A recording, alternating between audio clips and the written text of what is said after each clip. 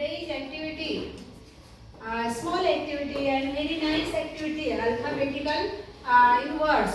आपल्याला शब्द घ्यायचे आहे किंवा अल्फाबेट जसे A B C D Z पर्यंत. तर आपण फक्त इथं 1 2 3 4 5 6 म्हणजे 6 म्हणजे लेटर घेतले. ए लेटर वरचे तुम्हाला सांगायचे आहे. तर ए लेटर वरचे कोण सांगणार?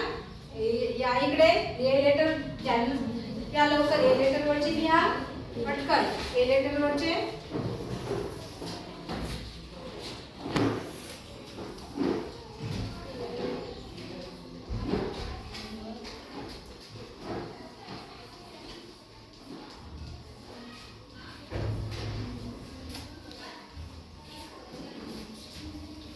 हा छान. दुसरा बी, या बी वरचे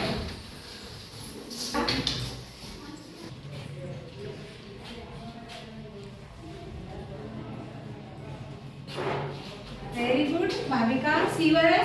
सी वर कोण लिहिणार आहे बघा पटकन या. छान शब्द म्हणजे तुमचे स्पेलिंग पाठ होते आणि तुमचे शब्द संग्रह वाढते इंग्लिशचा. रोज इंग्लिशचे शब्दाचे स्पेलिंग पाठ करून घ्यायचे. कोणाला 10 कोणाला 20 40 50 पर्यंत सगळ्यांनी वर्ड्स पाठ करायचे रोज इंग्लिशचे आणि खूप मोठे स्पेलिंग घ्यायचे. छोटे छोटे तेच तुम्हाला मोठ्या शब्दाचे घ्यायचे.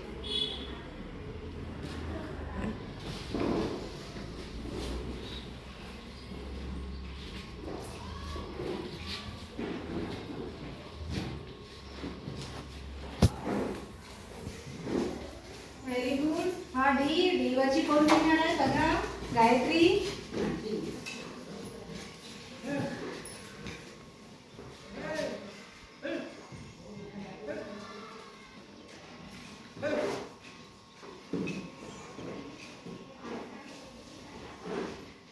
Very good.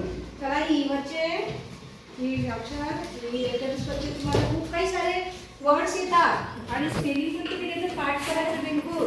आणि हे सगळं आता तुम्हाला पाठ करता येते. Adverb, autumn, beautiful, body. बघा कोणाकोणाला रीडिंग करायचं आहे तर बघा. कंजक्शन, कम्युनिकेशन ही वाचून राहिली आहे त्याच्यावरचं रीडिंग करत आहे. हे तुम्हाला सगळं रीडिंग करायचं आहे. Doctor, duster, education, enter. चला एफ आला. एफ वरचा आहे.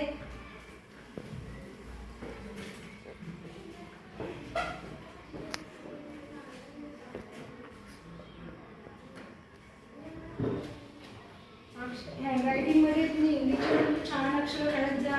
शुद्धलेखन इंग्लिशचे लिहायचं.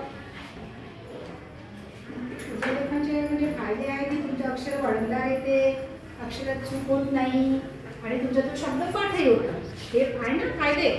तुम्हाला विचारलं याच्यापासून फायदे कोणते आहे तर तुम्ही सांगायचं अक्षर वळणदार येते आणि स्पेलिंग पण पाठ होते इंग्लिशचं शुद्धलेखन लिहिल्यानं आणि तुमचं अक्षराला वळण लागते.